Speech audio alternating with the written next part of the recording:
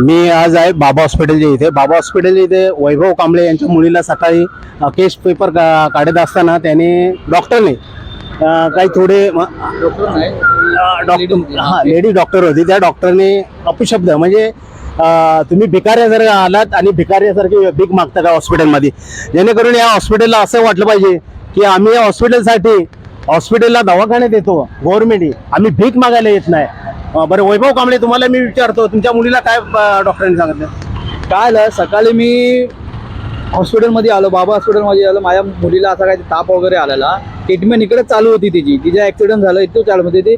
ते स्टॅम्प मारतो ना जे पेपर, तिथं स्टॅम्प होते. एक महिला होती, महिला तिकडची कर्मचारी. मी तिला काय बोललो, ती काय मला सांगितली, ती पावती दाखवा. मी बोलला पावती माझ्याकडे नाही आहे, तर सध्या काय असेल तर तुमची बघा. म्हटलं नाही, त्या अगोदर मी याला येत्याच 2 दिवसा अगोदर गुरुवारी पण मी येऊन गेलो.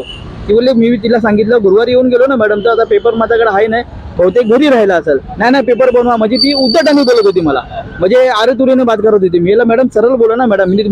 मी तिला हेच बोललो, मी मॅडम ठीक आहे, तुम्हाला असं वाटतंय ना की पावती नाही, ते एक काम करतो, मी 10 रुपये तुम्हाला देतो, 10 रुपयाची पावती फाडा तुम्ही. असं नाही, 10 रुपयाची तुम्ही पावती फाडा. 10 रुपयाची मी ते पावती पाडल्यानंतर तिने पावती फाडली तिने, काय असू दे नाही असू दे, काय प्रॉब्लेम. पण जाता तिने त्या महिलेने मला असा शब्द वापरला, फुकटचं खायचं बंद करा. तिने असा शब्द वापरला की फुकटचं खायचं बंद करा. आता मला सांगा, सरकार BMC हॉस्पिटल कशासाठी खोललेले आहे? गोरगरिबांसाठी. ओके, तरी पण आम्ही तिथे 10 रुपयाचे पैसे दिले का नाही दिले? मी असं बोलत नाही मला सर्व फुकटचे द्या. गोरगरिबासाठी हा बृहन्मुंबई महानगरपालिकेचा प्रत्येक महाराष्ट्रामध्ये जेवढे दवाखाने आहेत ते फ्रीमध्ये आहेत गोरगरिबांसाठी. ज्यांना काही ॲक्सिडेंट झाला असेल, त्याला कुणाला काही उद्यापक झाली, काही झालं असताना त्याने फ्रीमध्ये, म्हणजे ती फ्रीमध्ये व्हावं यासाठी होतं. पण त्या महिलांनी मला, मी 10 रुपयाची पावती फाडून सुद्धा पण त्या महिलेनी मला विचारलं फुकटचं खायचं बंद करा. हा कुठवर मला चांगलं वाटते तुम्हाला सांगा?